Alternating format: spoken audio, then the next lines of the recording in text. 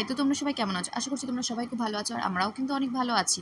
তো আজকে ভিডিওটা সকাল নয়, শুরু হচ্ছে কিন্তু দুপুরের পর থেকে, তোমরা দেখেই বুঝতে পারবে। তো এদিকে আমি বিকেলে ঘুম থেকে ওঠার পরে আমার ছেলের খেলনাগুলো সব গুছিয়ে রাখছি কারণ আমার ছেলে এগুলো নিয়ে আর পরে না হলে খেলতে চাইবে না। তারপর ওকে খাইয়ে দাইয়ে সন্ধ্যেবেলা ৬টার সময় আমি ওকে এই আয়রনের ওষুধটা দিই। তোমরা কে তোমাদের বেবিকে এটা দাও অবশ্যই জানিও। তো আমি চা নাস্তা করে নিলাম, তখন অলমোস্ট ৭:৩০ বেজে গেছে। দেন আমার ছেলের সাথে একটু খেলা করছিলাম। খেলা করতে করতে আমার ছেলে আবার আমার চুল নিয়ে খেলতে খুব পছন্দ করে। তো এখানে কিন্তু একটা জিনিস হয়েছে, তোমরা কে নোটিস করলে অবশ্যই আমাকে জানিও কিন্তু।